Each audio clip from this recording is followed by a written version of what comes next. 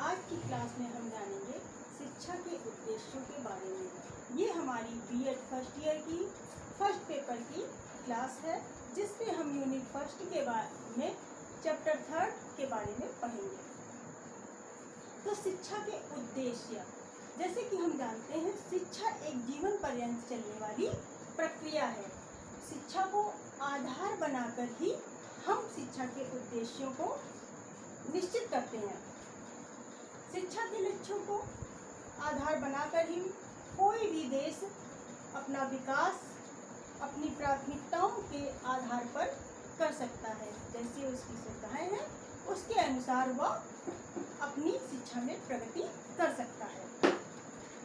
जैसे कि बीडी भाटिया ने कहा है कि उद्देश्य के ज्ञान के बिना शिक्षक उस नाविक के समान है जिसे अपने लक्ष्य का ज्ञान नहीं होता, और शिक्षार्थी उस पतवार विहीन नौका के समान है जो समुद्र में थपेड़े खाते हुए आगे बढ़ती जाए। अर्थात जब तक शिक्षक को अपने लक्ष्य का ज्ञान नहीं होगा, वो अपने सब्जेक्ट के बारे में अच्छे से ज्ञान बच्चों को नहीं दे पाएगा। और जब शिक्षक ही लक्ष्य विहीन है, उसको ही नहीं पता है कि वो किस ओर जाएगा, तो वो अपनी नौका यानी अपने शिक्षार्थियों को कैसे उस दिशा में ले जाएगा जो उनके लिए सही हो। इसीलिए कहा कि शिक्षार्थी एक पतवार विहीन नौका के समान है जो लहरों के बीच थपेड़े खाता रहता है।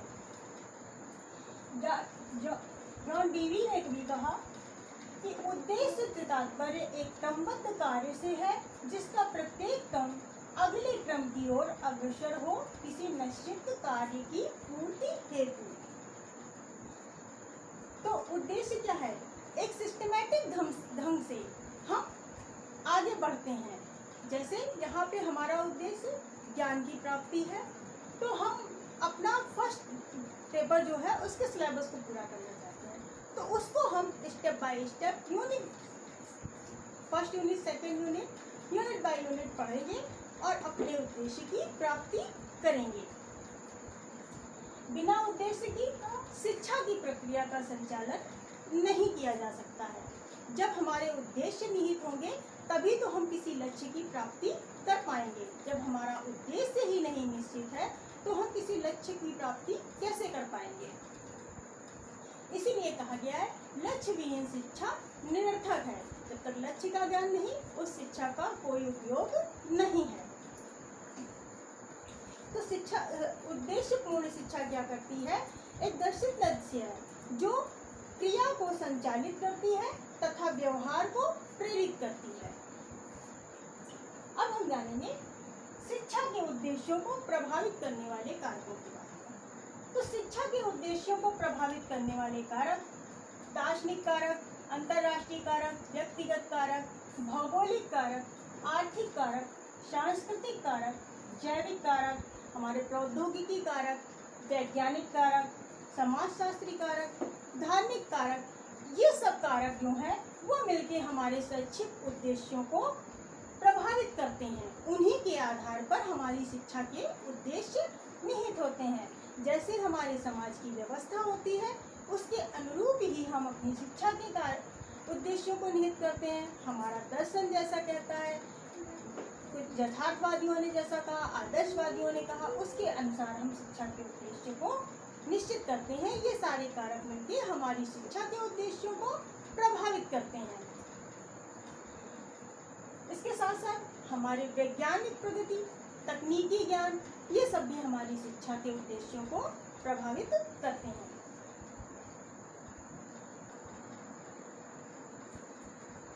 शिक्षा के उद्देश्यों के निर्माण के प्रमुख आधार, जैसा कि हम सभी जानते हैं, शिक्षा का हमारे जीवन से घनिष्ठ संबंध है और घनिष्ठ संबंध होने के कारण ही शिक्षा के उद्देश्य जो हैं वास्तविक जीवन पर आधारित होते हैं।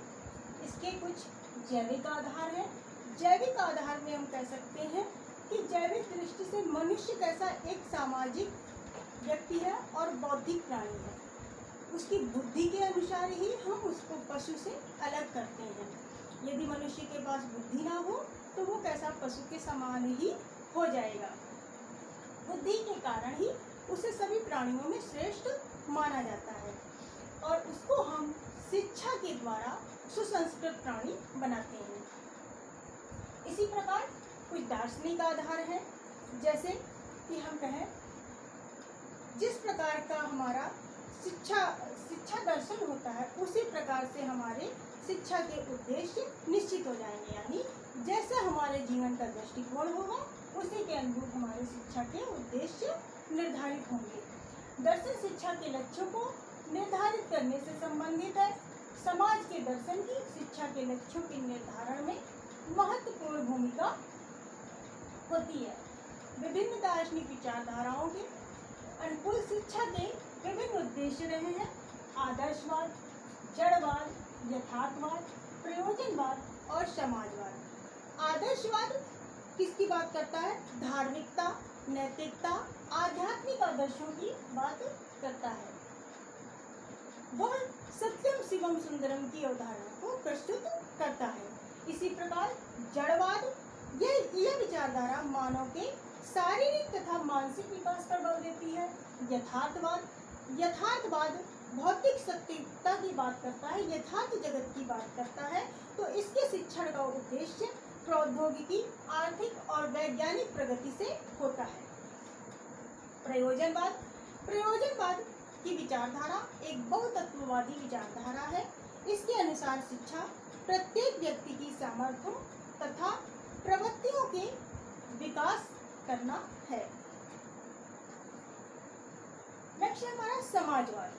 समाजवाद की विचारधारा समानता पर बल देती है, यानी सभी को समाज में न्याय की स्थापना पर यह बल देती है कि शिक्षा का कार्य समाज में न्याय की स्थापना करना है। नेक्स्ट पॉइंट है हमारा मनोवैज्ञानिक आधार। तो मनोवैज्ञानिक आधार मनोविज्ञान ने मनुष्य की प्रवृत्ति, उसके शारीरिक, मानसिक, संवेगात्मक और सामाजिकता का अध्ययन किया और यह बताया कि बालक का समस्त विकास उसकी जन्मजात शक्तियों, प्रवृत्तियों, रुचियों और रुझानों के अनुसार होता है। जैसे कि दो बालक एक समान नहीं होते हैं। हम अपने परिवार में ही देखते हैं कि क्या होता है, दो बच्चे एक समान नहीं होते हैं। एक ही माता पिता की संतानें एक समान नहीं होती हैं। उनकी रुचियों, उनकी प्रवृत्तियों में, उनकी शक्तियों में अंतर होता है। तो यह अंतर हमको किसने? मनोविज्ञान ने सिखाया। मनोविज्ञान के द्वारा ही हम शिक्षा में बालक के विकास की बात करते हैं। यह कहता है कि बालक की जितनी भी शक्तियां हैं उनको विकसित करने के लिए मनोविज्ञान की आवश्यकता होती है। तो मनोवैज्ञानिक आधार पर शिक्षा के उद्देश्यों का निर्धारण किया जाता है। नेक्स्ट पॉइंट है हमारा सामाजिक आधार। जैसे कि हम जानते हैं कि जो समाज की दशाएं होती हैं वह शिक्षा के उद्देश्यों के निर्धारण में महत्वपूर्ण भूमिका निभाती है। भारतीय शिक्षा का उद्देश्य समाज को शिक्षित बनाना है तथा सबके जीवन यापन के लिए साधन जुटाना है। यानी जैसे हम कहें कि आज कल क्या है, हमारे ग्रामीण क्षेत्रों की बात करें तो वहाँ क्या है, लोग क्या सोचते हैं कि इसको पढ़ाने लिखाने से क्या फायदा होगा। अभी बच्चा जो कार्य कर रहा है वो करे और पैसे धन का अर्जन करेगा। जितना समय वो पढ़ने में बिताएगा उतने समय में वह जीविकोपार्जन करना सीख जाएगा। इसलिए वो पढ़ाने पर विशेष ध्यान नहीं देते हैं। इसीलिए हमारी सरकार तमाम प्रकार की योजनाएं चलाती है, जैसे निःशुल्क शिक्षा का अधिकार, 6 से 14 वर्ष के बच्चों को निःशुल्क शिक्षा दी जाती है। सर्व शिक्षा अभियान इस प्रकार के योजनाओं का संचालन करती है। नेक्स्ट है हमारा राजनैतिक आधार। तो जो राजनैतिक आधार है वो शिक्षा के उद्देश्यों पर इसका तत्कालीन सरकार का प्रभाव पड़ती है। उस समय जो सरकार कार्य कर रही है वह अपने अनुसार ही शिक्षा की व्यवस्था का गठन करती है, क्योंकि उस समय वह सरकार ही कार्यभार संभाले होती है। तो वह अपने अनुरूप ही शिक्षा के उद्देश्यों का निर्धारण करती है। है हमारा आर्थिक आधार, अर्थात समाज की आर्थिक दशाएं उसकी शिक्षा के स्वरूप, उसके उद्देश्यों के निर्धारण में महत्वपूर्ण भूमिका अदा करती है। प्रत्येक देश के उत्पादन की मात्रा, वितरण की पद्धति तथा आर्थिक व्यवस्था जो है वो वहाँ की शिक्षा पर गहन प्रभाव डालती है।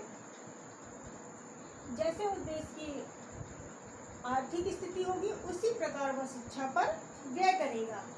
जैसे हमारे यहाँ क्या है कि शिक्षा की भारत में अच्छी व्यवस्थाएं नहीं हैं। बच्चे चाहते हैं कि वो बाहर जाएं और शिक्षा ग्रहण करें, लेकिन उसके लिए क्या है, उनके पास धन की कमी आती है। आर्थिक स्थिति उनकी अच्छी ना होने के कारण वो क्या करते हैं कि बाहर शिक्षा नहीं ग्रहण कर पाते हैं। तो ये क्या आर्थिक स्थिति ही तो है हमारी जो शिक्षा के उद्देश्यों को प्रभावित करती है। नेक्स्ट है हमारा वैज्ञानिक एवं प्रौद्योगिकी आधार। तो विज्ञान ने जैसे जैसे प्रगति की उसी के अनुरूप हमारी शिक्षा के उद्देश्यों का निर्धारण होने लगा। शिक्षा के उद्देश्यों का इस प्रकार से निर्धारण किया जाने लगा कि बालक को तकनीकी ज्ञान अधिक से अधिक प्रदान किया जा सके। इसीलिए माध्यमिक शिक्षा आयोग ने भी सिफारिश की थी कि शिक्षा का उद्देश्य तकनीकी प्रशिक्षण के लिए विस्तृत सुविधाएं प्रदान करना होना चाहिए, जिससे बालक का सर्वांगीण विकास हो सके। नेक्स्ट है हमारा पर्यावरणीय आधार।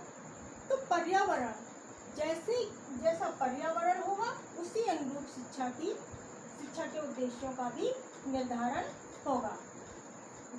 जैसे इस समय हमारे यहाँ कोरोना चल रहा है, तो अपने पर्यावरण के देखते हुए हमने शिक्षा को इंटरनेट के द्वारा देने का प्रावधान अपना लिया है। हम बच्चों को इंटरनेट के द्वारा शिक्षा प्रदान कर रहे हैं और बच्चे उसको ग्रहण कर रहे हैं। उसके लिए क्या है कि ऐसा पर्यावरण हो। अगर बच्चे के पास मोबाइल नहीं है, इंटरनेट की सुविधा नहीं है, तो वो हमारी शिक्षा को कैसे ग्रहण करेगा। तो जो पर्यावरणीय कारक है वो भी हमारी शिक्षा के उद्देश्यों का निर्धारण करते हैं। नेक्स्ट हमारा सांस्कृतिक आधार।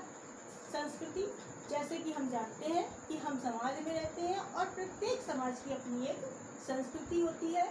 कुछ उसके नैतिक विचार होते हैं, कुछ उसके रीति रिवाज मान्यताएं होती हैं। प्रत्येक समाज चाहता है कि इन रीति रिवाज और मान्यताओं को वो अपनी दूसरी पीढ़ी को हस्तांतरित करे।